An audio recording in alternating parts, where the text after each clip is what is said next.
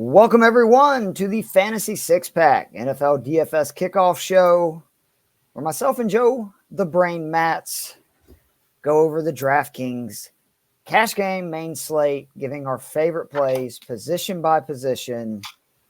I wouldn't say that we had, been off to a bad start because we've had some good weeks, but last week was the first week where I'm like, oh, yeah, it's getting to that time of year we love. There's a lot of data out there. We know what defenses are bad. We kind of are seeing like the target rates and all that stuff is starting to be there's just enough games now that it's legit.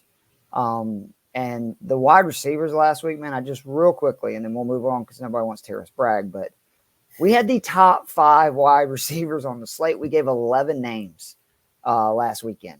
And I heard nobody talking about A.J. Brown or Demario Douglas. We talked about both.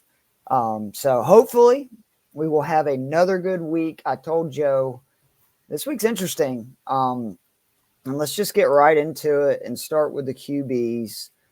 Jaden Daniels, sorry, we have to waste time doing this, but we do. 7,600 versus Carolina. All right, so let's look at last 4, almost 24 points per game. He's got 190 rushing yards. That's why, to me, I think you just have to play him in cash until he gets into the 8K range. Carolina D, really bad. Caleb Williams, remember, threw for 300 yards and ran for 30 yards. They play Chicago the following week. You think Jaden Daniels wouldn't like to just say, hey, Caleb, I know our matchup's next week, but your best game, I'm about to outdo it versus the same opponent. And what I love, and I mean love about this is, Carolina, like my Atlanta Falcons, Joe, they have no pass rush. 6 sacks on the season. The only 2 teams that are anywhere near Carolina with their lack of pass rush that Washington has played so far is Arizona with 11 and Cincinnati with 8. Guess what? Those are his 2 highest games, 25 and 28.1 points. I think he's pretty much a lock in a majority of my cash games. Obviously, I will differentiate because I think you kind of have to because, we luckily were not really all over Dak last week, but it seemed like everybody was. And it's just, again, if the guys don't run, look out because that's what can happen. It's insane this year. It seems like it happens all the time. Yeah, there's a reason he's the highest price guy. I think you make a good point in that 76 is maybe not high enough in this matchup. Not. It's definitely not. He's averaging 24 a game. So that's over the – what we look, Joe? 3 times, right? That's right. We won our 72, yeah. He's over it. Like I right, and that's like if he's not in a huge plus matchup, which is what this one is.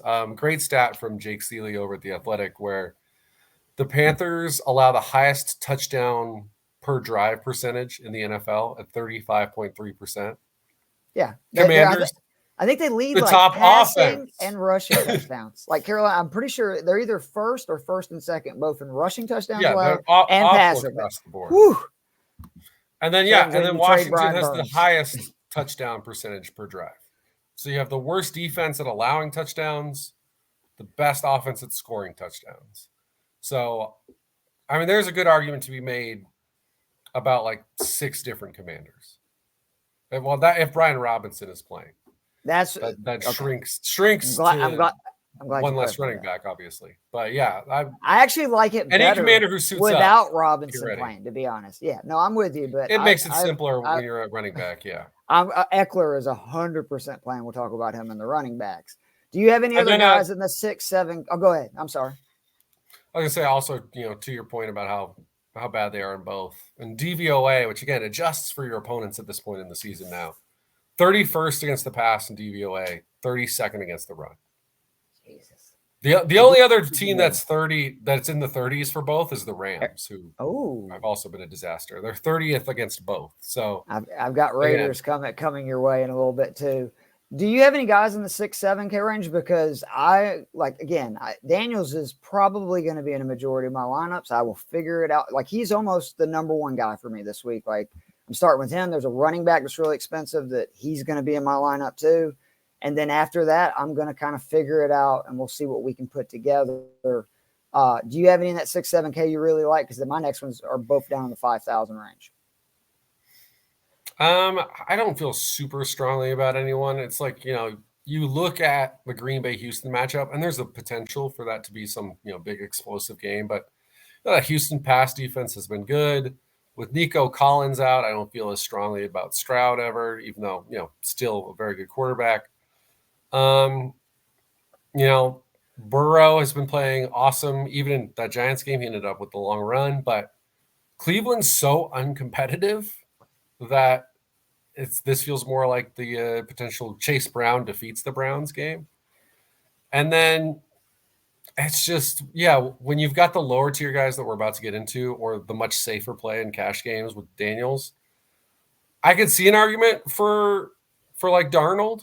He's played better against man defenses, which Detroit is primarily a man defense. So I think I definitely like him more than Goff, because I just don't want any quarterback playing against that defense right now, because it's just scaring me. With 2 weeks to prepare, by the way. Oh, no, I'm sorry. You're talking about Detroit. Other way around. I'm an idiot. Or did you say Goff? No. Yeah, I'm saying I'm scared of playing the Minnesota. Yeah, defense. I'm not you playing. You couldn't pay me. I'm not touching Goff. Like, if you want to say I like Amon-Ra or Jameson Williams, okay, but I don't want Goff. Minnesota first, and Darnold's probably the first guy that intrigues me. What's his price? 62. But there's guys below him like Geno Smith. I like more at 58 than there you go. 52. So that's where, to me, we're dropping under the sixes. Because if we're not doing Daniels, let's just save money and go big elsewhere. So, and again, for me, what has been Geno and Seattle's issue this year from the passing? Pressure, right? The offensive line's bad. The offensive line is shaky as hell. 24th best protection rate. You know what helps when you struggle protecting? You face a team like my Atlanta Falcons that just can't get pressure. We're near the bottom in sacks, pressures, time to QB. Geno is 6th among QBs in completion percentage with a clean pocket, which I think he will have a good bit this weekend. And then the Falcons run a lot of zone. That has been very fruitful for Geno this season. He's 2nd in completion percentage versus zone, 76.5%. 9th in passer rating versus zone, 5th in accuracy rating. I am a little worried about DK this week, or Metcalf. We'll get into that, and the receivers I actually like JSN more. But I love Geno. I mean, 17.5 points or more in 5 of 6 at 5,800. That right there is basically the 3x number we're looking for, and that has been his floor.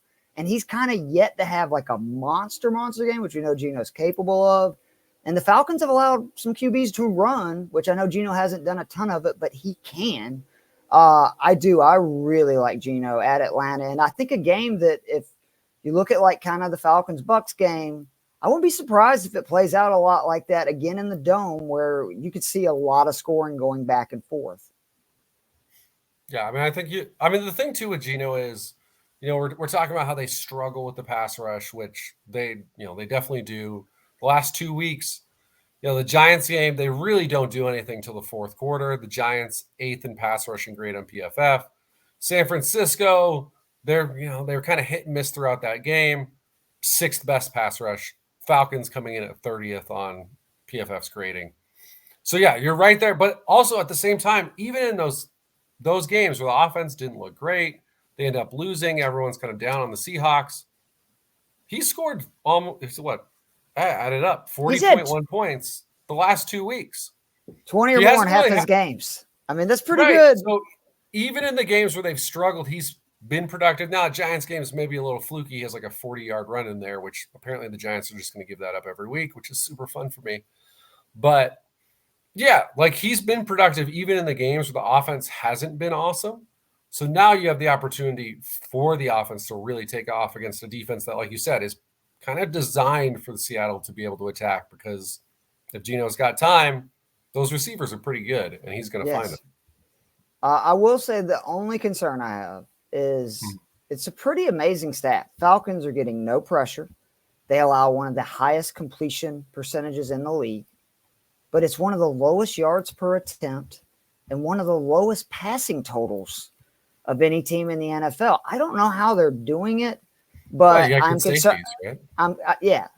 But I'm still concerned about it, because you look what the Bucks, did. Baker had a great game. So I want to make the case for your boy, so you're not called a homer. I love Daniel Jones. This is actually the second play that I have this week. And what have I been talking about, Joe, this year as a lesson for me is I need a guy that has a relatively high floor because of his rushing upside. Jones fits that bill. 7.5 carries per game. He's getting 2 carries in the red zone per, averaging basically 3 points per game on the ground. I know that seems insignificant, but when a guy's 5,400 and you're just wanting to get like 17, 18 points, obviously we want more, but I'm saying like that's what I need to feel like, okay, I'll get to that 150 total I want every week. He's probably going to get there. He's averaging right at 20 points per game the last 3 with Malik Neighbors, who, by the way, is back, which is great news for you. The trio of Baker Mayfield, Kirk Cousins, Jordan Love, all through multiple passing touchdowns versus this defense. I think Baker actually added a rushing touchdown. They averaged basically 23 points per game. They all scored 17.4 or more. And this is, again, I'm sorry, I'm a nerd, I know, but I went back because I was curious. I was like, I think I remember Giants QBs running on the Eagles in the Brian Daboll era. 4 games. Do you know how many yards the Giants QBs have rushed for? And only one of those games Daniel Jones started. But like on average or total? Total.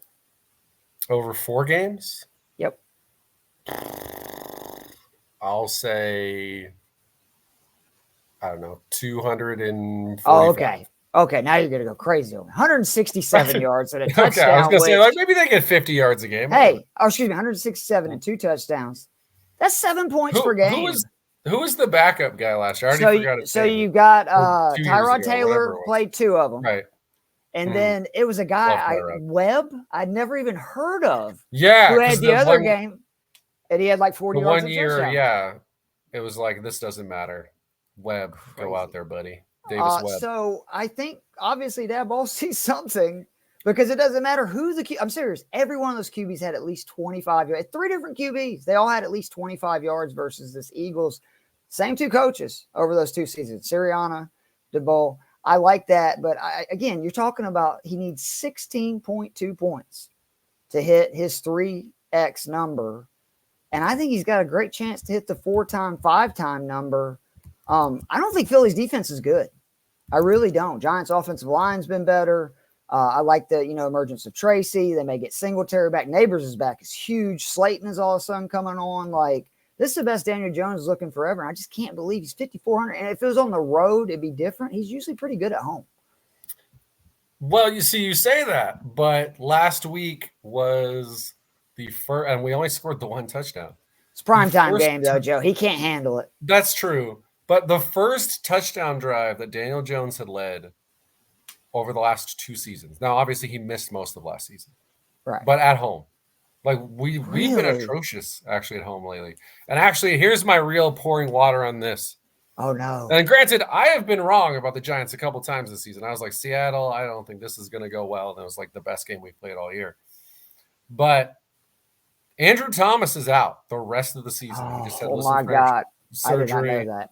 So Josh Zudu is going to come in and try and play left tackle. We'll see how it goes.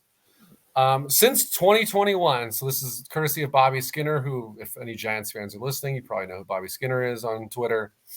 Since 2021, without Andrew Thomas and with Andrew Thomas, we'll do with first. Daniel Jones, 212 yards per game, 27 touchdowns, 14 picks, 6.9% in sack rate. So, not exciting, but if we're getting the rushing yards, like those numbers can work for us. Without 162 passing yards per game, 6 touchdowns, 8 picks, 10.6 sack rate. Like last year when it got real ugly before he got hurt, which actually was against Seattle on a primetime game when it was like, oh my God, this is going terribly.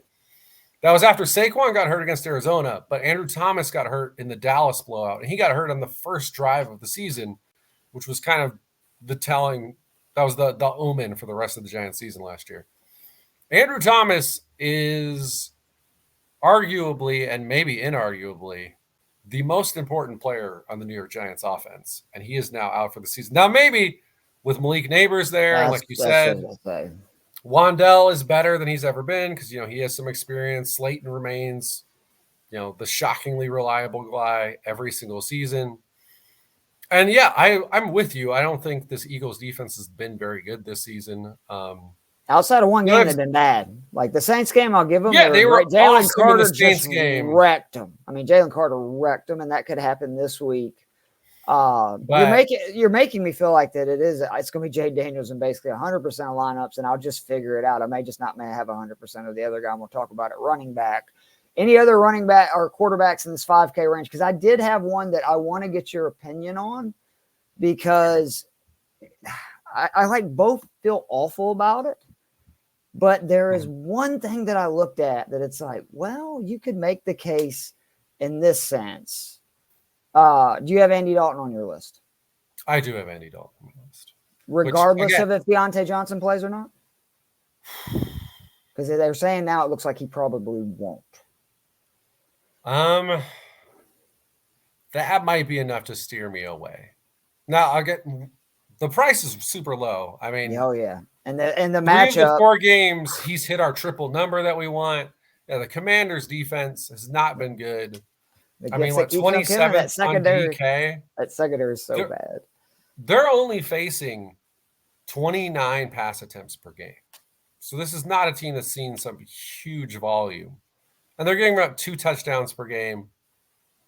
And I mean, yeah, the yardage is outrageous. We've had yards. Obviously, unsurprisingly, Joe Burrow and Lamar Jackson absolutely torched this defense. But on the season, I mean, it's 12 touchdowns to 1 pick. So that one's pretty jarring. Obviously, as we already discussed, I expect Washington to absolutely light up this defense. So, as per usual, we're going to be in a game script that calls for a lot of Andy Dalton dropbacks. Do I trust the rest of the receivers enough without Deontay, though? That I'm not so sure of. So let me, before I make the case for Dalton, or see what you think, because I go back and forth. I actually like Johnson not playing because that gives me 2 cheap Panthers that I probably will have in my lineup, but I'm not going to play Dalton, right? Where I'll probably have Leggett and Sanders in a lot of lineups because Leggett's 4,900. You got to think he's going to be probably the number 1 target. And then with what Sanders has been, seeing in targets and stuff lately, again, without Johnson, I can just only assume that's going to increase. In Washington, no surprise because they're bad against pass. They've struggled with tight ends too. So the bad news for Dalton is after the great start, the last 3 games, he scored 16.7 points, 4.7, 16.9, 577 yards. So not lighting it up, not even 200 yards a game, 4 touchdowns, 4 picks. However, and this is why I wanted to talk it out with you. 4 weeks ago, he faced the Raiders, right? They're 29th on DK. He scored 27.6 points, threw for 300 yards, 3 touchdowns. Washington, 27th on DK. Let's compare those two versus the pass. Yards per attempt, Vegas 6.9, Washington 8.1. Passing yards allowed, Vegas 1237, Washington 1397. To your point, touchdowns allowed, Vegas 8, Washington 12. Sacks, Vegas 14, Washington 17. These are very similar defenses. And that kind of makes me think maybe this is the steer away, and that is the play. You double stack it in cash with Sanders and Leggett if Johnson doesn't play, and then you just have a ton of money elsewhere because if you do that stack, you're talking about 4,900, 5,200. That's what, 10-1, 2-9. Yeah. You're talking about $13,000 for your QB, tight end, and wide receiver. And I feel pretty good about the volume. Now, whether or not they're going to do anything, who knows? Right. Yeah, but they're going to have opportunities.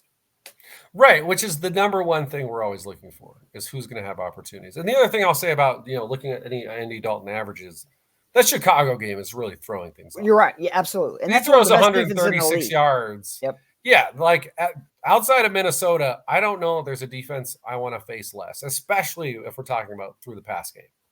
So I'm kind of throw that game out. I mean, really, look at all the other 3 games. He's topping 200 yards. He has multiple touchdown passes. He's giving us that triple number, especially on the 5,200 he is this week. So it's not a bad case. I do think, if you want to throw in, again, I think Geno and Jaden are kind of the 2 I'm going to be targeting the most. But do I throw in one Andy Dalton lineup just because, like you said, you can really stack that for super cheap. Yeah, I think that's a reasonable.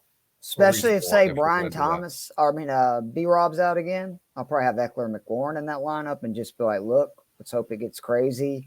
And then again, you're going to have a ton of money because both of those guys I think they're probably about 12,000. I mean, again, you're just now getting into half your salary. Haven't even filled in a defense. So you'll be able to load up at least one, stud receiver, one stud running back, etc. Any other QBs, or you want to move on to the running backs? I think I'm good to move on to the running backs. All right.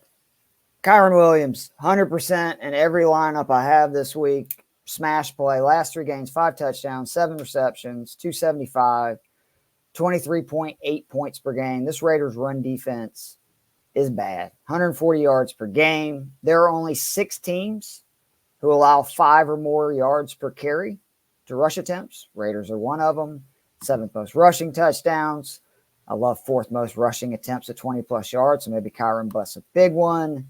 And their most recent game, Najee Harris. Let's see what Najee had done before facing the Raiders. He had 82 carries for 270 yards and no touchdowns. That's real bad.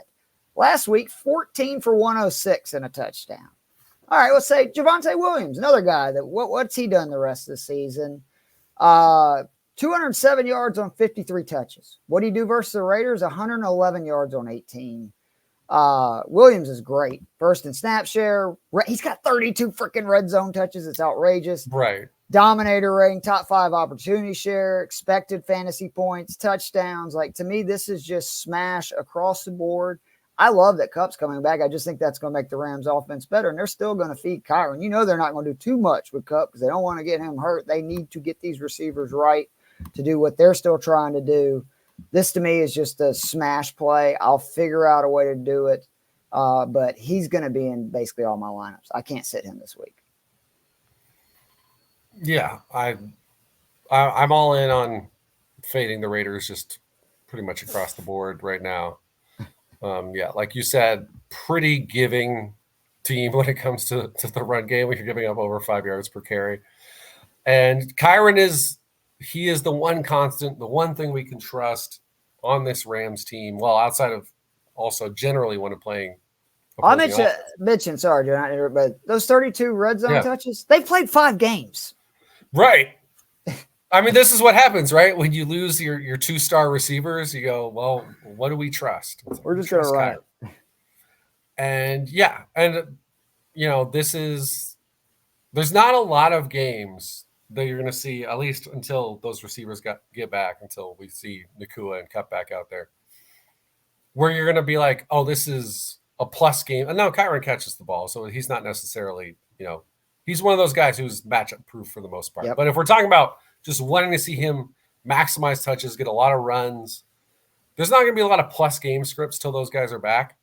The Raiders are still a plus game script.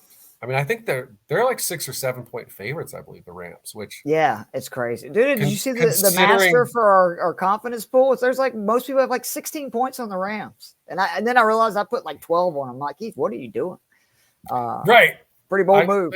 It feels weird. You're like, this seems insane. And then also you throw in how many 7 point like upsets we've had this year. Like, shit, like that might have been a mistake. But the one thing that won't be a mistake is playing Kyren Williams because it just hasn't been this like entire season. It doesn't matter if the Rams win or lose.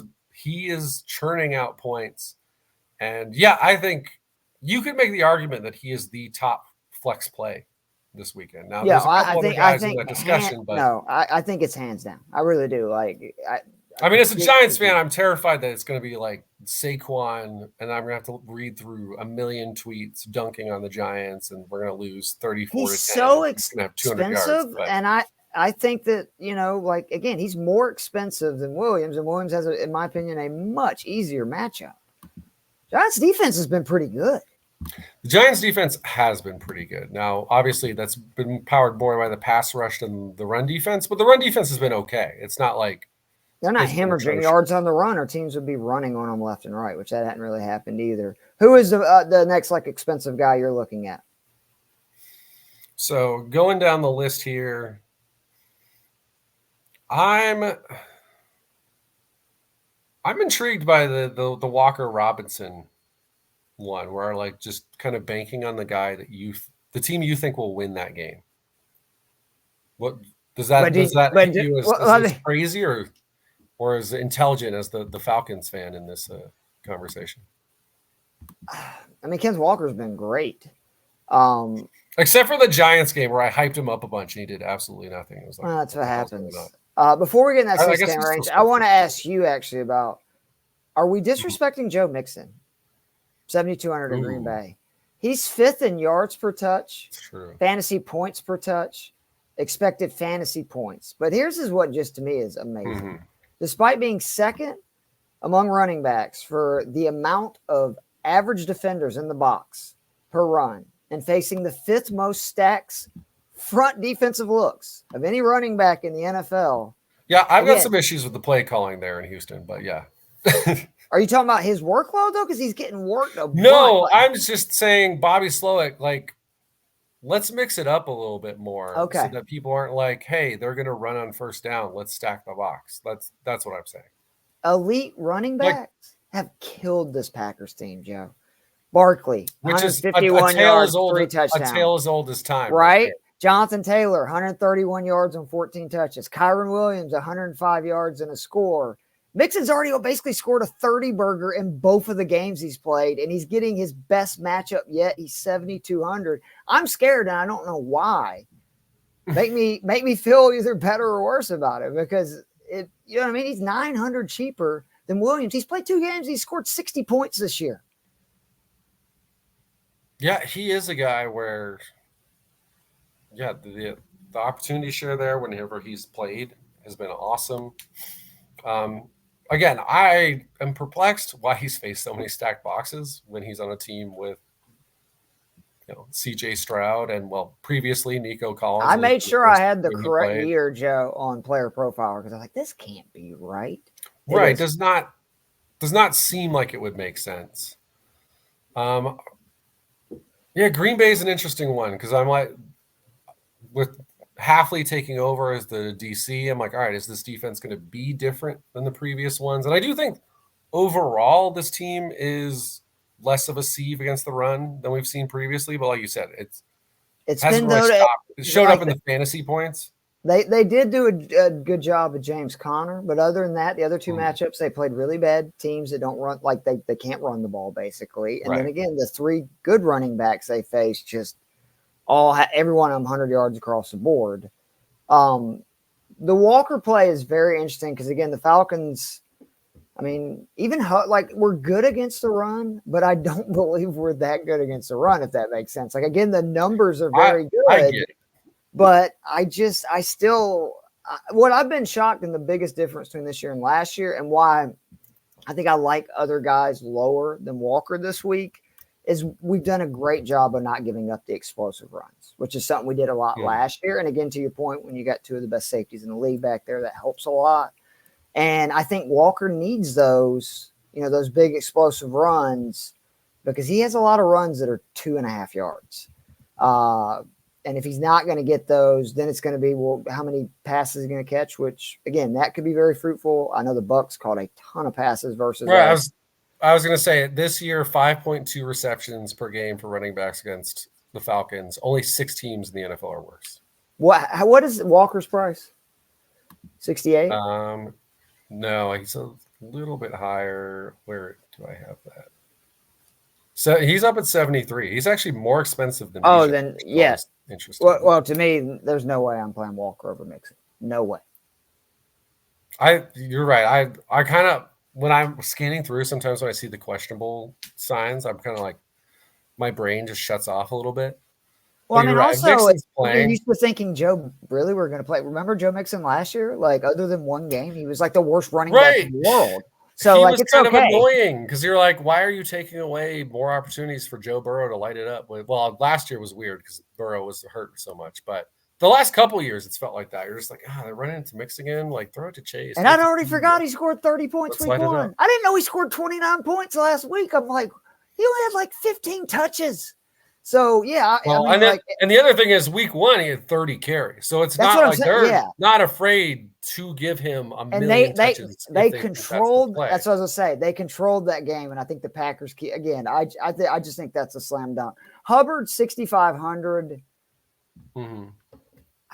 I don't know, man. I don't like it without Johnson. I just think that if I was a he's too easy to key on at that point.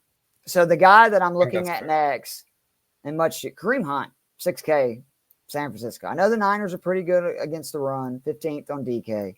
His last 2 weeks, though, he played 47% of the snaps in the first game, scored 10.5 points. He played 65% the second week. He scored 18.7. KC, 9th most rush attempts per game in the NFL at 30. He's 9th already in opportunity share among running backs.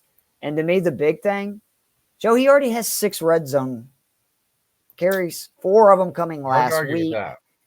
And the Chiefs find a way to move the ball, right? And Kareem Hunt, to me, I'm mad at myself because I told everybody, don't waste a waiver wire, don't waste free agent bucks. And now that's how I felt about it too. Son of a bitch! Like the first, I watched him on the first drive, and I went, "Oh my god, I messed up so bad." I just think it's 6K, and like it would not surprise me if in like 2 weeks he's over 7,000. He's going to probably get 65 to 70% at least of the snaps, and I could see him being very involved in the passing game. It's what like I like him a lot at 6K because I think he's going to get a lot of volume. No, I think that makes a lot of sense. I mean, it's, if you're the guy who's going to get the ball in the Kansas City offense, we always feel good about that guy. I mean, that's why I had Pacheco in one of my leagues where I was just like, hell yeah. Like I'm getting I know, man. The lead back and it's just like, and then it all goes down the hill really fast, which is disappointing. That was a bummer, man. I like this group in general right here. I mean, obviously, if the 250-900 guys back, too. Well, yeah, I'm less interested in Eckler, but I love Eckler. Would you play Eckler but would you play him though if Robinson plays? I would still for sure consider it against Washington, even over Chase Brown, who's the same price.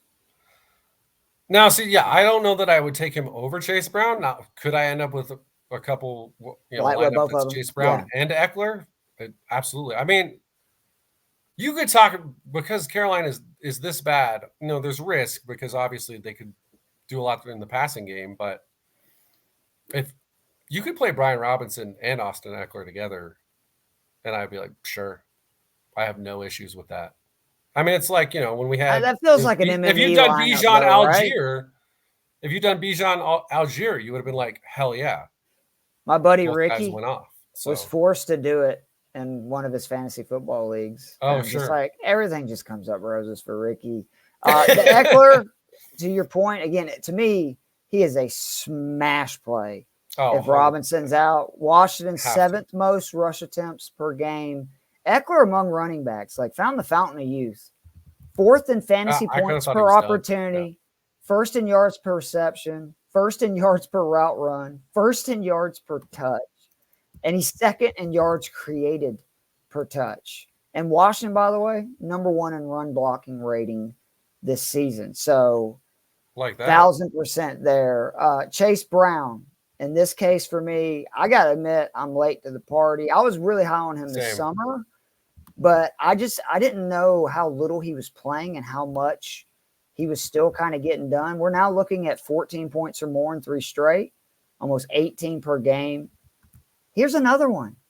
He's facing the 9th most defenders in the box right now on average carries of any running back to me, which just shows they need to do a better job of getting him out there when they're not running him. He's despite that, 11th in juke rate and fantasy points per opportunity, 7th in true yards per touch. But that snap share number is the big one. Week 3, he was playing 24% of the snaps. Week 4, 40. Last week, 60. And if he gets that many carries with that offense and just how good they are, it looks like Cleveland's about ready to throw up the white flag. I wouldn't be surprised if the Bengals offense, but it's risky because there's a lot of talent still in that Browns defense. There is, yeah. But I also wouldn't be surprised if there's almost a mutiny on their hand there with now they're talking about who else is going to be traded other than Cooper. I don't want to have too much to that game because I have no idea how it's going to go. I mean, I'm okay having Chase Brown in that game. Right, no, I agree, but I'm saying I really otherwise because normally Higgins versus Browns who blitz play a lot of man, like his numbers are great. I was gonna say all the metrics are very pro T Higgins this week, but I think you raised a fair point in how this game plays out. But again, the one thing we think we can count on, unless they do decide to move on from Deshaun, and then maybe there's a chance that offense has life. But the one thing we can count on is Cleveland's not going to do anything. No. I mean, as bad as that Bengals defense has been, they obviously just had a good game against the Giants, which, it's not the biggest deal in the world, but the Giants offense has been more productive than the Browns offense because I think literally every offense, give or take Tennessee, has been more productive than the Browns offense. So, Chase Brown, and then he seems like he's taking control of that backfield. I saw some stat where it's like, percentage of 10-plus yard runs, his was over double. He's been way better. So it's clear he's got more juice. He's the more talented guy. There's no reason for him not to have an increasingly large share of this offense as we go through this season. So, I really like Chase Brown. And then, like you said, if Robinson is out, then we're firing up Eckler no matter I might even have McNichols in some lineups, honestly. Again, playing two running backs against the Panthers is not a bad plan. Especially, when you're talking about running backs with low price points. So we saw what can happen with the Bucs versus the Saints last week with that, right? Where if you would have just gone, and what made me so bad on the MME show when we were talking about Bucky, I said my one concern is watch them end up giving a bunch of basically the same amount of touches that they would to Irvin to Tucker. And if I would have really believed, oh my God, I'm such an idiot. But right, then we're really cashing in at that point. Just like you son of a bitch. I know it's yucky, and I'm sorry I got to make this case, but I do really like Alexander Madison for cash at 5,500 this week. Rams 24th versus running backs. Last two games, it's volume, right? 36 touches, 27 points, and he played two teams that were top five or bottom, however you want to say it. They give up the least yards per attempt. They were the Steelers and the Broncos. Steelers 3.6 yards per attempt. Broncos 4 yards, and he still scored 27 points. His opponent this week, the Rams, allow almost 5 yards per carry on the ground. Denver and Pittsburgh combined have given up 6 rushing touchdowns on the season. The Rams in 5 games have given up 6 rushing touchdowns. And then in games that Madison's played 58% or more of snaps for the Raiders. That's 3 of them. This is the reason I really like him. 14 targets, 11 receptions, 165 yards, a touchdown. He's averaging 14.6 points per game. You do some math, that's right there, almost close to the number that we want for 3X. And he scored 16.2 points or more in 2 or 3, and that is right at that number that we need. I think the Raiders are going to be down. I think they're not very good stopping running backs out of the backfield. I don't think they're very good at stopping running backs, just traditionally running it. And Madison is slowly grabbing more and more of that, share. And again, the big thing to me, if he plays 60% more, which I think he will, he's going to get receptions. And that's just makes it so much easier for a guy to hit his floor. There's 2 other guys I'm going to talk about that are a little cheaper. One of them's completely depending on whether or not the other 2 guys play. The other one, I want to talk it out. But I do really like Madison at this price point because, again, you get 15 to 20 points, which is very plausible because he did decent against 2 really good run defenses. No, I think that's a solid point. I mean, man, if there's do we have a bigger miss this year than we do on Zamir White? Oh, I definitely don't. And what sucks is I've had so many that I was just dead right on. What was funny, the first week or 2, McLaurin and even Bowers, I think the second week had about. There was quite a few guys, but I was telling everybody to take Zamir White in the 9th round, and he's basically already lost the job. Do you want to talk about Ray Davis? Because we got to, right? Yeah, I mean, I think the way that he played last week. So the bad news, Titans really good versus the run. 9th on DK. Titans are not a bad defense just in general. It's just the offense is so bad, especially obviously with turnovers too, that you don't realize that the defense is pretty good. So, I think that's 5th fewest yards per attempt. That's why I think, this has to be only if Cook is out. Yeah. Because his highest snap prior to last week, he's 26%. So we don't know until we see them play a game after. Well, Well, I mean, that's what I'm saying. Like, I want to see now, like, if they both play, I got to see how it works out. Because before, 26% is nothing. He had 65% last week, which was right around basically, actually a little higher than what Cook's been doing. 23 touchdowns, 152 yards. That catch he made. Whew, did you see that? No, it's like a 40-yard bomb. He like went up in the air. Like, it didn't look like there was no way. He did one of those rolling grounds like you see like Justin Jefferson. All it was like I was like, holy crap, is this guy talented? And then I know it looks like Taylor's coming back, but if for some reason Sermon is out, I do want to mention Tyler Goodson versus just an atrocious Miami run defense. Right, they are 5,400. They've only played 5 games. They've allowed the 5th most rushing touchdowns. And then let's go over the Dolphins' last 3 games because they hadn't exactly played a murderer's row of running backs, and they have messed them up, Joseph. How about that Patriots duo of Ramondre Steven and Antonio Gibson? 18 touches, 141 yards, a touchdown. Zach Charbonnet, 18 for 91, 2 touchdowns. Tony Pollard, Tajay Spears, 127 yards, 2 touchdowns. You're going to have Richardson back. I think the Colts are going to just try to smash Miami in the mouth. Their defense has been okay when they play QBs that can't throw. If for some reason, it is another one that, like, if for some reason they end up holding Taylor out and Sermon's out, oh my God, I'll have him in 100% of cash lineups. But he's worth the consideration, right? Even if just one of them's out.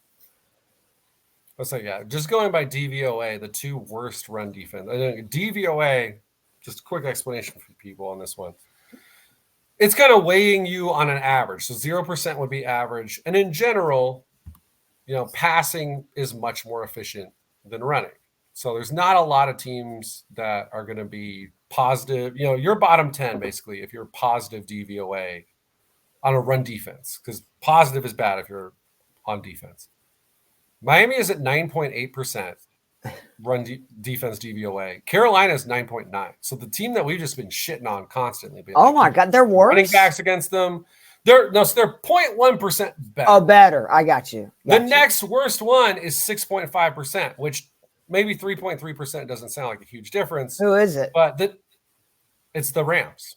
Okay. So, but the difference between the Rams at 30th and the Jets at 25th is the same as the difference between the Rams at 30th and the Dolphins at 31st. So the Dolphins and the Panthers are, running away with the worst run defenses in the NFL through the first 6 weeks. So, if where were all our best weeks, Joe, right? We just, like, especially once we got to this part where there's 6 weeks of data, you just, like, it's not rocket science. Like, you really, especially if teams, they're going to get the touches, et cetera. Again, you don't want to place, a backfield like the Bills if they both play, where we just don't know how that's going to work out. It'll be the first game since Davis kind of had his breakout, but you can't go wrong. I mean, Washington last year, we literally picked on the entire season their secondary wide receivers, and we've done the same thing this year, and it just continues to work out because they just keep giving up a bunch of yards, and especially the number 1 wide receivers. And it doesn't look like there's any reason at this point to believe that Taylor will be coming back this week. He's not practiced so far. So, you're likely looking at Sermon and Goodson, who are each 55. Well, Goodson's 50, and Sermon's questionable 55 too. And 5,400. He is. I believe he practiced today, though. Okay. So he's trending towards play. Now, if he doesn't, fire up Goodson, and I don't even know who the next guy up is, because I don't think they're going to try to give Goodson 3 carries in a game based on his size. So at that point, find out who the 4. I'll Google it right now, the depth chart of the Colts, because then it's like a Tucker situation from last week where you just go, who's the next guy? Or McNichols, like you mentioned earlier with Washington, where Evan Hull, I don't know who that is. The name sounds what is that name? Did he play with the Bengals at one time or something? Let's see. He went to college at Northwestern. And this is his his second season. He played 1 game last year, had 1 carry for 1 yard. So with the Colts? I don't know, maybe. So I'm assuming he's the minimum wherever he is on the DK. That'll definitely be an MMA play if that happens. Yeah, so at that point, why not? Give that a shot. I'm sorry, I got to charge my laptop right now. Well, I want you to do that. I want you to die on me, Joe. Any other running backs? You want to move on to the wide receivers? I think I'm good there. To me, I'm probably going to generally be trying to pair, probably Kyron, and then go down and get one of those guys in that 5, 8 to 6 range that we really like. I think that's going to be my normal play. I will tell you, there's going to be a cash lineup where I do that Dalton, Leggett, Sanders stack with Mixon, Williams, and I can still get one of those stud wide receivers. But I agree with you. It's probably going to be a lot of Daniels, Williams, and then 2 of those backs in that 5K range, which I think is the way to go. The wide receivers, man, I got to take a little bit of a victory lap. Nobody was talking about A.J. Brown. He was like the 24th most owned wide receiver last week. And I'm going to make the same case. Joe, you guys run man a lot, right? Let me actually double check that. Last season, the answer was 100% yes. But I thought that I checked through more week 4 or 5, but I'm saying you run it a good bit. Like you're not one of those teams that runs zone like in the 60, 70%, percentile. Like those, basically it's all zone. So this year, according to the PFF numbers, 19th in both, which I know sounds weird because there's 32 teams, but if you deal with the percentages, it kind of works out. But yeah, so we're actually pretty average across the board this year. But I'm saying you run both kind of equally. They're going to be running. Yeah, we're running a reasonable amount of man, sure. So which AJ Brown absolutely torches to a degree no one else does. It's unbelievable. Highest targeted wide receiver in football last year versus man. This year in 2 games, his target rate when teams are playing man defense on pass plays, 47.4%. And that's my point, Joe. If y'all play at 30, 40%, he's going to get most of those targets. He's second among wide receivers this year already in win rate versus man, averaging almost 4 points per route run, per target versus man fantasy points. And then dating back to last season, this is the big thing for me. He's become such an alpha target. He's seen 9 or more targets in 8 of his last 9 games. If you go back to last year, both games this year, and then 6 out of his last 7 last year. So I think that, again, the Barkley thing concerns me bringing that up, and that's probably going to mean that I'm going to just smash play the next guy that I want to talk about, Malik Neighbors. But I do always want to mention AJ. And again, I'm sorry, buried the lead. His projected ownership right now, 4.9%. That would be the 22nd most owned wide receiver. So for the second week in a row, for whatever reason, and that was, again, last week the projected ownership was really low, and it played out. Nobody had him but me in almost all the contests I was in. It was like 3-4%. When he's in that range, to me, I'm probably going to be playing him in cash, at least in some lineups. So, yeah, when we're talking about the upper tier guys here, I'm thinking similarly. I'm just going in the even more expensive direction, and that's Justin Jefferson against the Detroit Lions. I wanted to get there. Darnold is what scares me a little, but you're right. The volume's going to be there, right? The volume again, because we are talking about a team that plays a lot of man in the Detroit Lions, sixth highest rate of man defense at 37%. Justin Jefferson this year against man defense, 6 yards per route run, 40.5% target share, 1.12 fantasy points per route run. Now, A.J. Brown has better numbers, albeit only through 2 games, but he has the history of destroying man defense, so I feel confident in that. But yeah, the Lions are running a lot of man. This is a team that's really – now, will they switch that up with Jefferson? It's possible. But also it's Justin Jefferson, so he's going to get the ball. I don't know that I care too much. And then again, Darnold this year has been much better against man than zone defenses. 12.1 yards per attempt against man with a 9.1% big-time throw rate, 2.5% turnover rate, according to PFF. So I'll just give those actually again, but I'll contrast them with the zone numbers. So 12.1 yards per attempt against man, 7.4 yards per attempt against zone. His big-time throw rate, 9.1% against man, 4.4% against zone. Turnover-worthy play rate, 2.5% against man, 5.7% against zone. So he's been a very good quarterback against man in a lot of ways. he's been pretty classic Darnold against zone defense. So there's a chance that maybe, the Lions decide to switch it up and they want to play more zone. The other thing to keep in mind too is Aiden Hutchinson is not there. So Darnold that breaks my heart, man, for Lions fans it's and just him. Awful. I don't know what was otherwise an incredible day for Lions fans. I'm sure that was a vicious beat to take. Because he was really like coming into his own as one of the best. He was arguably the best pass rusher in the NFL through the first 6 weeks. Yep. So, yeah, that absolutely sucks. Obviously, I hope that doesn't tank their season. As I don't think it will. Someone whose team is already falling apart. I'm like, hey, if someone in the NFC is going to do well, why not let it be Detroit, who got so close last year? And I want to root for the coach who's super aggressive on fourth downs as an analytics person. So go Detroit. But yeah, the fact that Hutchinson is out, that makes me feel better about Darnold, which thus makes me feel better about Jefferson. So, am I going to be throwing him into every lineup at 8,500? Probably not. But he's going to be in some of my lineups because this matchup screams a slam Jefferson play. So I was worried about that because I think Detroit is potentially going to have real issues. Minnesota is so good versus the run. And I know Jared Goff was great against the blitz last year. He's been awful versus it this year.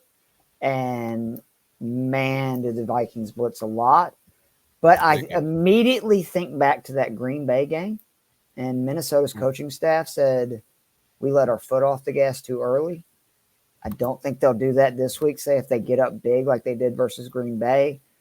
And with those kind of numbers and the way the Lions run their defense, I think that's smart. I'm going to have to reconsider him, even though, again, the 500 or more is hard to swallow because I think it is fairly even. But it's not like Jalen Hurts has been any better than Sam Darnold throwing the ball this year. So your boy, though, Malik Neighbors, smash play. Like, how disrespectful. They must have really thought he wasn't going to play. 52 targets in his 4 games this year. His last 3 games, he's had at least 12. It's just ridiculous. 26.1 points on DK or more in 3 straight. He's first in fantasy points per game, expected fantasy points per game, a ridiculous 1.52 fantasy points per target versus man. And then, oh, by the way, guess what? He gets 1.96 fantasy points per target versus zone. Eagles are 26 on DK. And remember, they played the Browns and the Saints. In those games, those receivers, 16 catches, 186 yards. But good receivers, they have had very good days versus Eagles. Jaden Reed, 4 for 138, a touchdown. Mooney in London, 9 for 162 and 2 touchdowns. Evans, 8 for 94 and a touchdown. I mean, again, 7,500 for Neighbors until he has a bad game or they get him up in like that Jefferson, Brown range. Just I don't care if it's chalk. I don't care what. I'm going to play him. Literally, the Andrew Thomas stuff is the only thing that gives me any pause at all with Neighbors because, he's been cleared to play. Like you said, those last 3 weeks he played, easily covering the triple 75 that we're looking for to get over 22.5. I obviously expect the Giants to be losing the game probably. I will say the one thing that's kind of worrying about the Giants right now when it comes to DK is like that Bengals game where you're like, the offense is not functioning well and the defense is playing awesome. And maybe that changes up what we're expecting in this game, but not me. The Thomas thing is real, but I'm sorry. Like they talked about all during training camp and everything that once Malik Neighbors is on the field, this offense is actually pretty good. And I just think he's going to get enough attention and stuff. They're not going to, trust me, they're not going to be bringing the house. I mean, they're going to have to get the pressure with the front four. And I guess that's your concern. But I do like with Tracy and everything. I actually got you guys winning this game. I think the Eagles suck. And I think that they're in a free fall. Before Andrew Thomas I found out that he was going to have season-ending surgery and everything, I was also going to pick the Giants to win this game. Now I'm not, but I don't think it's crazy to think that. And also, if we're just going, what do teams give up to wide receiver number ones? According to FTN, only 4 teams give up more yards per game to number 1 wide receivers than the Philadelphia Washington. Eagles. Washington is tied for last with the Detroit Lions, which again, like the Justin Jefferson play. Baltimore is just under that, which sadly we do not get to have Baltimore versus Tampa Bay in our slate this week because boy, oh boy, would a lot of those guys be in my lineups. And that's exactly the case we made last week for Flowers and McLaurin, who both had big games. Yeah, this is another fire up Flowers game. And then Minnesota is the one team just above Philly, giving up 88 yards per game. I'm with you that, Jared Goff against that defense scares me. I do think you can still make an argument for Amon-Ra, but like we laid out, I can't make an argument for Amon-Ra. I would rather play Jameson Williams. The argument is that I like guys more, but I think let's just go ahead and talk about him real quick while we're here. Yeah, go for it. Minnesota blitzes, highest rate in the league, 41%. Do you know what the target rate of St. Brown and Jameson Williams this year versus the blitz are?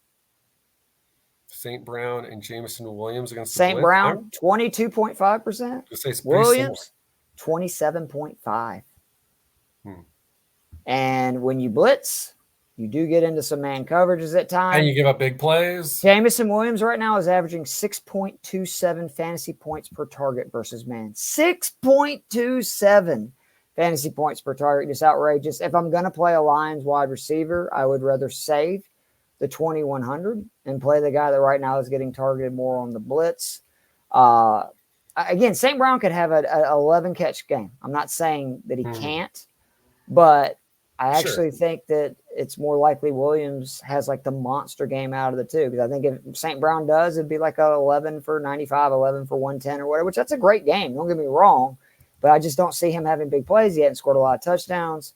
Williams has 6 targets the last 2 weeks. He scored 16 points or more in both of them, but 5 catches for 156 and 2 scores. So, Terry McLaurin, is he on your list? 6,800? Oh, 100%. Yeah. I mean, Carolina, awful. They run zone, very high rate. Yep. Let's look at man zone splits, right? Win rate versus man, 24% for McLaurin, zone 54. Target rate, they're both good. 24% versus man, but even better versus zone, 29%. Yeah, he's good either way, but yeah. He is, but he's better versus because fantasy points per target, 1.7 man, 1.9 zone. This is why I really like McLaurin this week and why I like Daniels. Carolina has allowed the most passing plays of 40-plus yards in the NFL. Like that.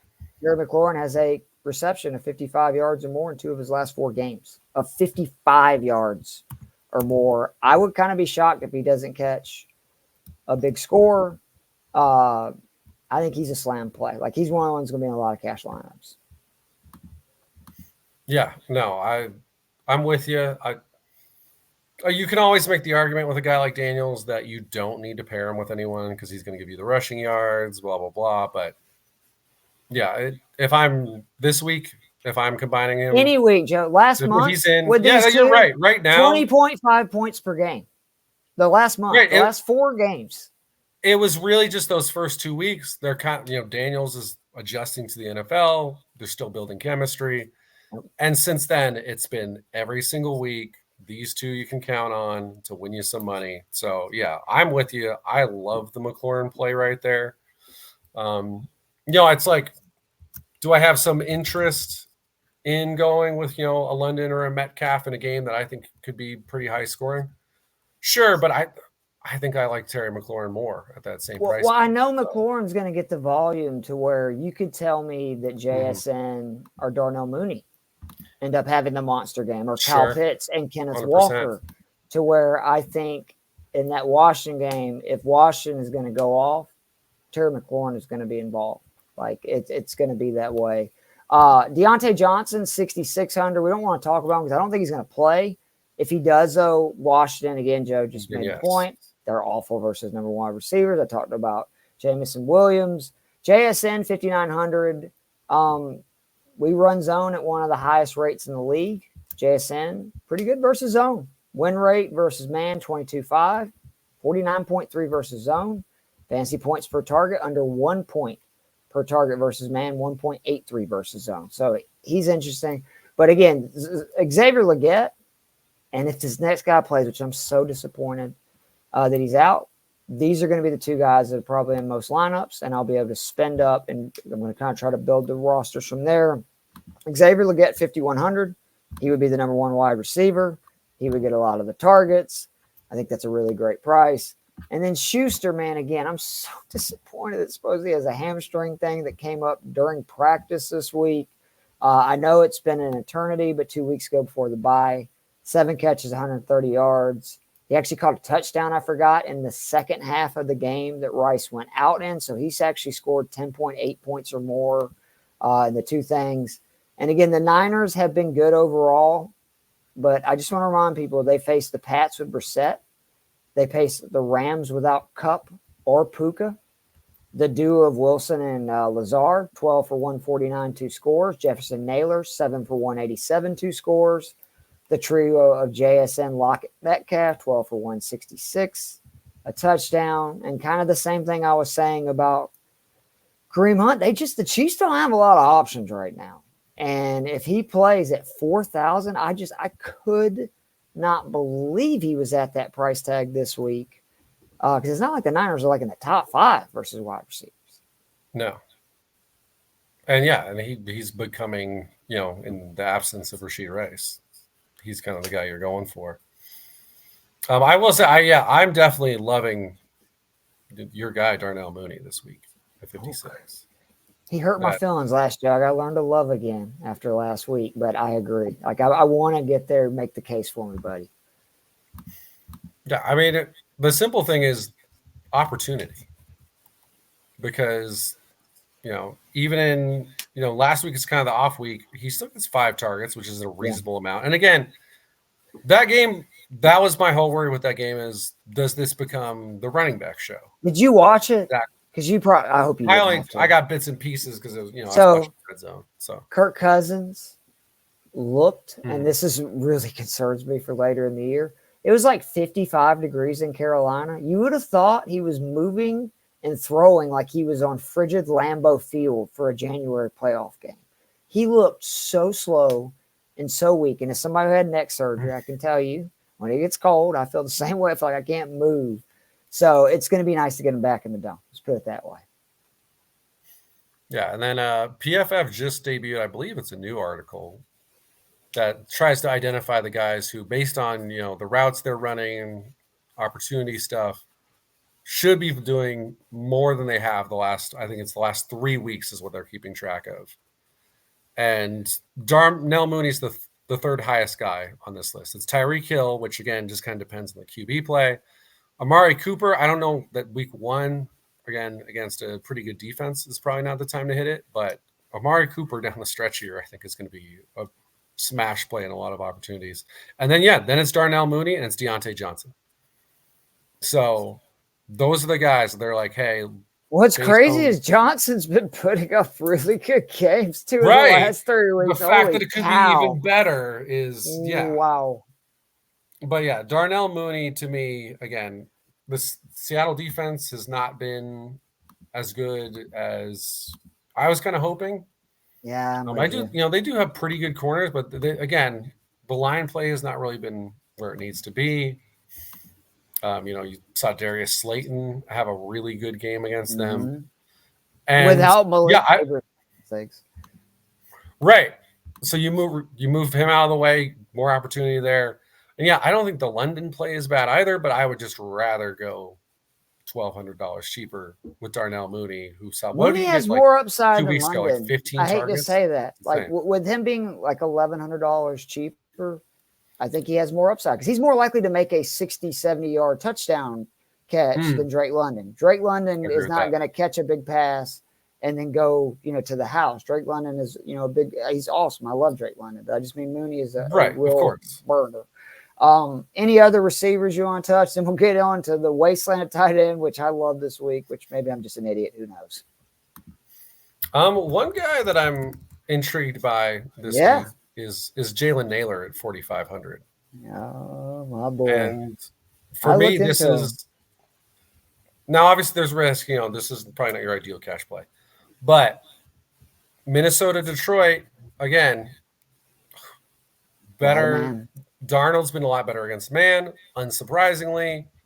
That has also applied to a number of his receivers, especially Naylor, where Naylor's target share against zone is only 8.8%. So, you're facing a team that's like top 5 in zone, I just wipe him off my board. Against man, 14.8%. His fantasy points per route run jumps from 0.23, which is, kind of like, whatever number, to 0.79. So he has 21 PPR points on 27 routes versus man.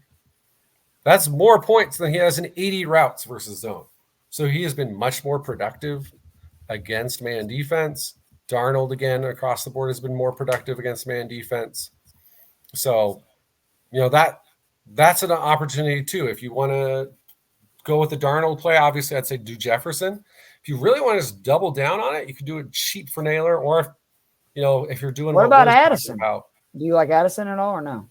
I like Addison less because his numbers are actually worse against man than versus zone. Unsurprisingly, because again, if Justin Jefferson's getting 40% of the targets against a man, and Jalen Naylor's number is jumping 6%, Addison's the guy who drops a couple percentage points. His fantasy points per route run also drop a little bit. I wouldn't say he's like a no play. It's not like, you should have zero interest in him. But yeah, I think you're either going high with Jefferson or you're going low with Naylor if you like this play. I like that. All right.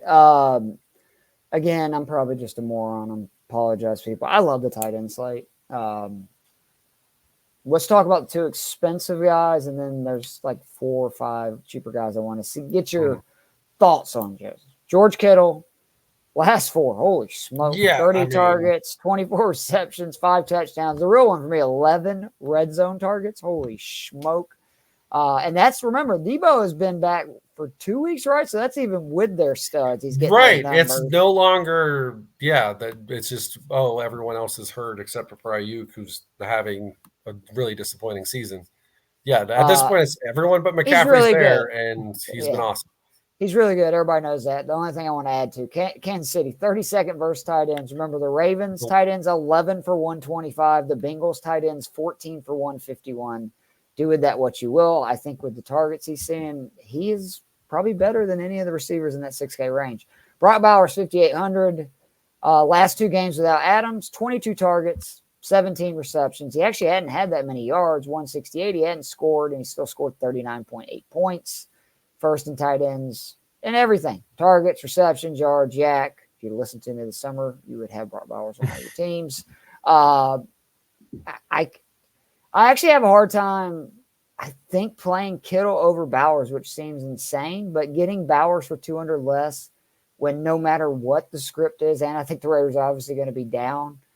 I mean, he's just such a target reception monster with Adams out, and the Rams have nobody that can cover. Chiefs don't really have anybody to trouble with tight ends, but I did want to mention both of those. Let me make the case again for Dalton Schultz. Actually, no, I'm not going to do that. Let me make the case for David Njoku. This is my favorite tight end play this week. 4,100 versus Cincy. He played 70% of the snaps last week, first time this season. His last 13 games going back to last year with 70% of snaps or more played, over 9 targets per game, 16 red zone targets in that span, double-digit fantasy points in 10 to 13. Cooper's gone. He may be the number 1 target in this offense. And I think Cincy is going to be up. 4,100 is the steal of the century, right? I mean, we know what he's capable of because we saw it last year. Now, of course, we saw it when it was Joe Flacco out there. So the only thing holding back the all-in 100% every single lineup is the existence of Deshaun Watson. That said, at 4,100, I think I'm with you where it's going to be hard not to put him into a bunch of lineups. 12.3 points is what we're looking for from the wasteland position. The wasteland position that is tight end. Right. And, we like some of those guys obviously higher up. Again, I think if you find money elsewhere and you want to do the Kittle Bowers combo, I'm certainly not trying to talk anyone out of that. But yeah, it's much easier to price this in. I'm also with you. I think Bowers to me is the number 1 tight end overall this week. Yeah. And he's number 1 tight end in the league. As I told everybody he would be this summer. He is a beast, a man among boys. Wait till he gets a QB. I love how the Raiders are really your your high and your low, where it's just like so wrong about Zamir White, but just fucking the most right you've ever been about Brock Bowers. So yeah, I love that. But yeah, just remember there was a 4-week stretch last year where Njoku had at least 6 receptions in every game, scored 4 touchdowns total, and had like 350 yards. So, and even if you extended that out, I think it was like he had a half season where, let me pull it up. Yeah, his prorated stats from weeks 10 through 17 last year. So that's a 7-game stretch. If you prorated that out to a whole season, he would have had 100 catches for 1,200 yards and 8 touchdowns. He is capable. He cried when Joe Flacco left. Oh my gosh! I mean, I think everyone cried when Joe Flacco left, except I guess Browns opponents, because it's like none of us want to watch Deshaun Watson. It's like I don't ever really want to see that. Put Jameis in. Jameis is like one of the most likable guys in the league. I don't understand it. They just won't. Depends on how far back you go with Jameis, but. That's fair. He's more likable than Deshaun at this point. I don't think he's not a scumbag. That. So, you know. Well, but yeah, the point is Njoku's capable of putting up elite tight end stats. And he costs $4,100 and the best receiver. The Bengals defense sucks too, by the way. Let's not forget. I know your Giants laid an egg Monday night. This Bengals defense has been bad. I do think they're getting healthier, so I don't think they're quite as bad as they were that first month, but they're not good. I don't think this is suddenly like, everything is fixed. So yeah, the only thing holding you back is Deshaun, but at 4,100, I think you got to say this is worth the risk. It's also a good combo with Chase Brown, where you're saying, I think the Bengals control this game. Chase Brown's going to, have 4 carries of 20 plus yards or score 2 touchdowns, whatever. And then the Browns are just playing catch up the whole time, and Njoku hopefully feasts. All right, there's one other name for cash that I want to get. Because, again, I really think this is the week that because I wanted to make the case for Schultz. I'm going to make it when we, do the MME show Friday, because there's no way I can play Schultz over Njoku. I just can't. Like, I love what I've seen with his targets and stuff, but there's just, with Cooper being traded, it would be insane. Like, it defeats what I try to do each week. Now, Jatavius Sanders, again, if Deontay Johnson doesn't play at 2,900, he played at least 69% of the Panthers snap for second straight week. The big thing is he did that even with Trey Thomas returning, ran routes for the second straight week on 71% of Panthers passing plays. All of a sudden, he's got 12 targets, 8 receptions the last 2 weeks. Again, for the wasteland that is tight end and at 2,900, seen a red zone target 3 straight. And Washington allowed a touchdown to tight ends in consecutive games and revitalized the ghost of Mark Andrews last week, who, remember, I said was dead, following up after saying Kyle Pitts was dead the week before. So if you have any tight ends out there this year that are disappointed, let me know. I'll tell you that they're dead this week, and apparently they'll come back to life. So Jatavius Sanders, 2,900. I'm telling you, Deontay Johnson's out. That may actually be lineups that I have Njoku Sanders, and then I got a ton of money elsewhere. I know that sounds crazy, but like the target volume, I think is going to be there. He got 12 targets with Deontay Johnson playing the last 2 weeks. You're telling me he ain't going to get at least 8 targets in a game I expect them to be down without Deontay Johnson out there? Like, I think that's a lock. One other cheap guy that I want to throw out there is Grant Calcaterra, which I'm hopefully pronouncing his name right, because I've literally spell it for me. Never Calcaterra. I have never heard his name said aloud because I did not watch much of that Eagles game last week because it was horrendous against the Browns. But if you go after the point that Goddard goes out, 18% target share for Calcaterra. He had 4 catches for 67 yards. What's his price? He is 3,200. So the Giants have been pretty good against tight ends so far this year. And again, the defense is playing well. But yeah, if you're talking about a guy who, again, we're only talking about one game, but 18% target share. Obviously, Goddard is usually pretty heavily involved in that offense. He has not practiced so far this week. So at this point, it seems unlikely. Wait a minute, it's Goddard? Is that right? Goddard. I say it wrong all the. This is normally you're the one. Yes, I was gonna say this is the one that I fuck up all the time. I say it like 3 different ways. It's 100% Goddard. For me to correct somebody on the way you say somebody's name, Joe, and for it to be you, man, like this is the highlight of my night. Thank you, buddy. This one's for you, Keith. This one's for you. I was like, who is Godare? Your relationship to me on like our relationship when it comes to names, that's like my relationship with my brother, where I'm the one always saying things wrong. He's like, what are you talking about? That's not it. People were always like, Keith, well, who are you talking about? And then what's funny is I noticed that that's my dad, right? Like my dad is, and my dad would just call people by wrong names. And what's crazy is I've been with him so long and he's my dad. I'll figure it out. Like, it's like, all right, come on, tell me a little bit more. Give me a little bit more info. Like, I'll get there. My dad's one of those ones who always says Chipotle wrong. He's always kind of like something else. I don't even remember. Like, it's just I don't even know if Isn't that funny though how like if somebody mispronounces something, it's so weird to you. That's why I do it all the time where like I can't even like repronounce the word because I don't know how to like put that together. You're like, yeah, how did you get there? But Calcaterra, Sanders, those are the 2. I think you're right. The Sanders, I was kind of like, why is he throwing Sanders in all these lineups last week? And I was like, you know what? It's a pretty good call, especially with how bad tight end is.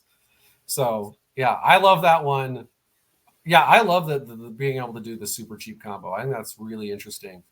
Because there's a lot of guys we like, right, that are expensive QB, wide receiver, we do. Running back. Kyron, and then that way we can get all of them kind of in there. Get at least, 2 of that, like Kyron and then either Jefferson or A.J. Brown. And then I've been so good about changing the banners, Joe, and we had the entire tight ends discussion, and I had wide receivers up, but that's okay. It's me. I'm an idiot. The defense People know who the tight ends are.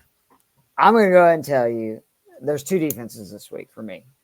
I originally was going to go with your Giants, but I am trying to find the money because how dare DraftKings? $2,900 for the best defense in the league? Coming off a bye, Brian Flores has had 2 weeks to put a game plan together. They give up the least yards per attempt, the least rushing yards in the NFL. Detroit's going to be forced to throw. They've scored 8 or more in every game, 13 or more in 4 or 5. Remember, they've played the Niners, Texans, Packers. They ain't been playing slumps on offense. Multiple turnovers in every game, 3 sacks in 4 or 5. Come on, what are we doing here? They've allowed 1 rush attempt all season of 20 yards or more, went for 22 yards. Detroit is not going to be able to run it down Minnesota's throat. I promise you. Goff's going to be forced to throw, and I know Goff can make big plays, but Goff also can be a turnover machine. So I just, man, $2,900 for the Vikings to me just seems insane. Now, if they were on the road, this would be different. They're at home. I really do like that place is going to be insane. That's basically 2 defenses for me this week. Yeah, the one caveat there would just be that it's still an indoor game, which obviously has always been a very big Jared Goff. And this was outdoors on the road. Is there not can't they open that roof? They might be able to. Hold on. Unless the conditions are actually kind of bad, I don't know if I think it matters because you're still playing on the turf. It's still a fast track. But in general, though, I'm with you. I picked them up in one of my leagues because I had the Bears. They were available, and I'm wrong. It does not have a retractable roof. It is a full dome. So, well, they are available because they're coming off of a bye. Oh, I didn't drop them. I refused to drop them. Like I've had so many injuries and stuff. I have the best defense in the league. I'm not dropping it. Right, and I was like, shoot, I really don't want to drop the Bears, but it's a league where you can have a few keepers, and so I don't ever really want to carry 2 defenses. No, that makes sense. I didn't know it was a keeper league. Yeah, it's different. Yeah, unless I'm in the playoffs now, it's like, well, let's just fucking go win. Then it's like, all right, maybe I'll carry 2 defenses. But I was like, all right, so I'm going to drop an elite defense and pick up an elite defense, and I don't know. I just don't see. Yeah, I don't see them shitting the bed. And like you said, there's always extra week to plan. We've seen Jared Goff have meltdown games. Can I remind you that Brian Flores wrecked Jordan Love? He wrecked Brock Purdy, and he wrecked C.J. Stroud. Like literally, those guys talked about how it was hell playing 60 minutes versus those blitzes coming from all different directions. They were always different. And again, that extra week, You just can't tell me that. I think that this is the best coaching staff in the NFL right now. Offense and defense. I mean, I'm still just going to give it to Kansas City because, we're talking about Andy Reid and then Andy Reid, who had Patrick Mahomes and all these other dudes. You tell me, Justin Jefferson, tell me where Minnesota has supreme talent.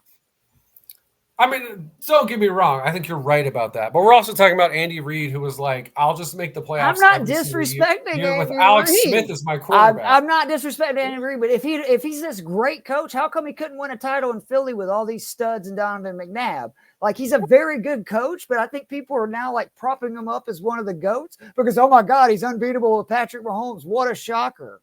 All right, but to be fair, if we're talking about any modern coach that we consider like these are the great, well, outside of Joe Gibbs, I guess they've all had really good quarter. Bill Belichick had Tom Brady. I agree. Bill Walsh had Joe Montana. It's my point. To me, the great coaches are the ones that win with that. Like I'll argue with RC to the end of time. Mike Tomlin in Pittsburgh with like what they've had at QB many years and stuff. He's one of the best coaches. He's the best coach. Yeah. I don't know that I buy in that Tomlin's a top 5 coach. I think if you're trying to put him outside your top 10, I think you're crazy because, your point that you're making where he had the corpse of Ben Roethlisberger or who was the Duck guy? He had a winning record with Mason Rudolph, for God's sakes. Right. It was like Mason Rudolph and the guy named was it Duck Phillips or is that the Madman? No, the Duck guy was Duck Mason Rudolph. That was him. No, there was a guy whose literal nickname was Duck. That was Mason Rudolph. Was it Mason Rudolph? I think there's another. I'm almost positive. I'm looking this up. But your point taken. I'm just always Andy Reid's my guy's Spagnuolo. I'm always going to say, and Dave Tube is maybe the best special teams. Actually, I'll give you that. I forget that they got Spag. So that's just. Well, you look at what Brian Flores is doing, and then the other thing is Kevin O'Connell. Like everybody was talking about Shanahan. They led the league in passing yards last year. Remember, Cousins played 8 games. They had Dobbs, Nick Mullins. They had the most passing yards in the NFL. And then look what he's done to Sam Darnold. Like, I just think the guy's a genius. And nobody. You're right. And Kirk Cousins last year, before he got hurt, was playing the best football he was playing his entire career. You're so smart, Joe. God, this is why I hate you. Yeah, Devlin Duck Hodges was the one who won out the job. So Duck Phillips isn't mad, but Duck Hodges was the Steelers quarterback. Yeah, so he made the playoffs with those guys. So Mike Tomlin gets it done. But and I'm with you. This Minnesota coaching staff is clearly awesome across the board. This is like when you look at the NFC North, who's I think the top 4 teams in point differential right now. Are they all going to make the playoffs? It's possible. I think if the Bucs and Falcons don't both win 10 games, it's very plausible. With how shaky the Eagles and Cowboys are, it's possible. And the NFC West has not been what we thought it was going to be. But Minnesota's the shocking one because Detroit. Green Bay. The fact that they have the record they have with Love missing a couple games is really impressive. And then Chicago, those first couple weeks, I was like, maybe all the haters were right. Maybe, they should have fired the coaching staff. And it's like, well, maybe it was okay to not fire the coach who built an elite defense. And Caleb Williams will figure it out because he's that fucking good. And that seems to be what's happening there. But Minnesota, I didn't see coming. Defense again, though, because he had 2 really tough matchups. And he's a rookie. I'm not saying that it's the end of the world. He's good. But then he had 4 cupcake. I mean, literally, you look at his last 4 opponents versus the past. It's just set up as good as can be. I think he's figuring out. I was somebody saying he's a generational talent, but I'm just, it's just it was kind of like the Texans Vikings game. I just wanted to see it to see, is this Minnesota D legit? Like, I know they did it to San Francisco and they did this. Can they do it to CJ Stroud and the Texans? And they did. And that's kind of where I'm with Caleb Williams now. It's like, now I want to see him have a big game against a tough defense, and I'll be 100% all in the rest of the year.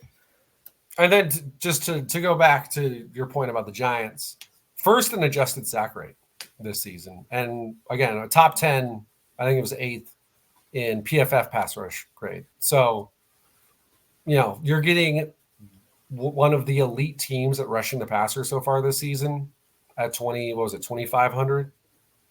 So obviously, as a Giants fan, I have that little extra bit of fear that's like we're playing Saquon, He's on the Eagles. This could get so ugly. But yeah, really Saquon is, well, I guess Saquon and AJ aside, so that's two pretty big asides. The rest of the Eagles offense has not been great. Jalen Hurts has certainly not been great.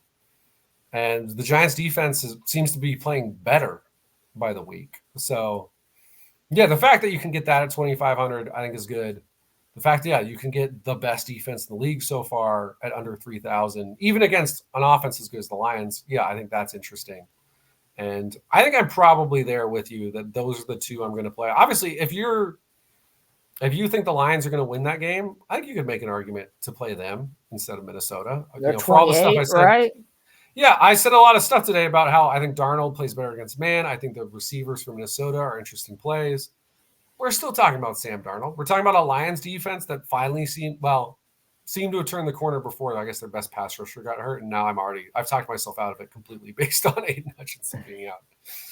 But yeah, so to me, I'm with you. I think you're playing Minnesota. You're playing the Giants. And I don't know that there's another one that I'm really that interested in. I mean, Houston's a good defense, but again, I think that Green Bay offense is going to get better by the week as Love is healthier. So you could get Green Bay last week 8-1 to win, or excuse me, 11-1 to win the NFC, and 7-1 to win the division. I took both of those bets. I like what they're doing. The newsflash, Joe. Breaking news. We can now add the Saints to those defenses that just cratering right now. Just play running backs against them. The vaunted trio of Javonte Williams, Jaleel McLaughlin, and Audrey Estime have. Hold on, I want to take away Knicks's.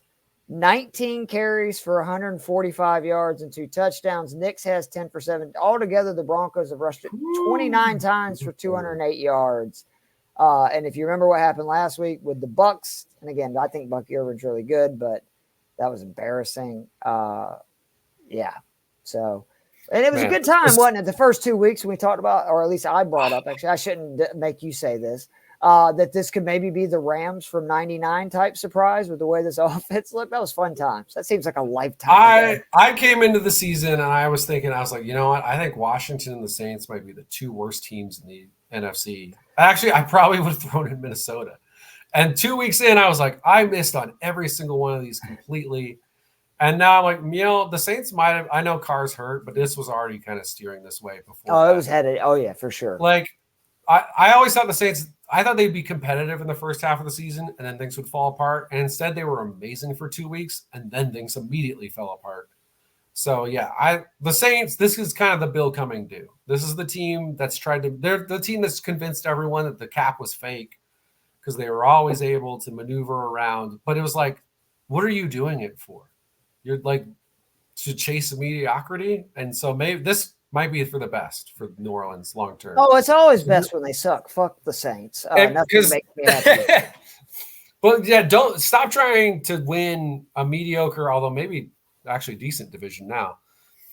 Division with Carr. Move on, guys. Blow this thing up. Take your medicine. Rebuild. Maybe even push it down a year. Suck again next year because I think next year's quarterback class is going to be a little more exciting. Maybe what if they get Manning next season? Huh? Let's get a Manning back in New Orleans. Let's try it again. Can he come out? After next season. Oh, after so I'm saying New Orleans. Gotcha. 2-year project. Because I'm sure they still have a bunch of dead cap stuff, especially with Carr. So eat all that this offseason, whatever's left. Suck again next year. Bring in Manning. And go from there. Obviously, you probably do not hope that happens. And as a Giants fan, bring it on. Mannings are overrated. Everybody knows that. I do want to say one thing too. I owe some apologies. The first to Sean Payton. Dude's a really good coach. Do we remember how bad this team was on defense last year? It was embarrassing. In 1 year, he has basically completely turned that around. It's one of the better defenses in the NFL right now. And I owe an apology to Peter Schrager, who I know is buddies with Sean Payton, and he has been pumping up. The Broncos are going to be in playoff contention for that 6th, 7th seed. And I thought he was just sucking up to his buddy. Hey, they're about to be 4-3. AFC West is not, too tough. They probably are going to be in contention. So, apologies. They also have Carolina next week. So very good chance to be, and that's at home, chance to be 5-3. I will say, I still just don't think this offense is going to be good enough. I mean, but we'll see. I mean, they were really somehow good against Tampa Bay. I guess Tampa Bay's defense is not great. But Troy Franklin, 6 targets, 5 reception, 50 yards. This defense is definitely real. Oh, yeah, they're good. I mean, week 1 against Seattle was not great, and kind of they destroyed the Jets, man. God almighty. Well, and Tampa Bay scored 7, which that's right, is more impressive because Tampa Bay's offense has been rolling otherwise. So this defense is real, and if Bo Nix is any good, then they will be contention till the end. I'm not 100% sold in that part of the equation, but we'll see. But neither was Drew Brees, and he did okay in New Orleans. So, again, fuck the Saints. That was not a shot at Drew Brees. He's actually a great quarterback, but I hate the Saints. I can't give him any flowers. Joe, this has been fun. I always enjoy it. Always. Sorry we rambled on for 20 minutes at the end of the show. I guess I should hit record before we had that conversation. That's what we do. We can't help it. But we will see you guys soon, and good luck. If you have any questions, hit us up on Twitter. That's at Joe E with an extra E, Matz, at Keith Flemming. And again, check out fantasy6pack.net. Subscribe to YouTube channel, all that good stuff. We'll see you soon.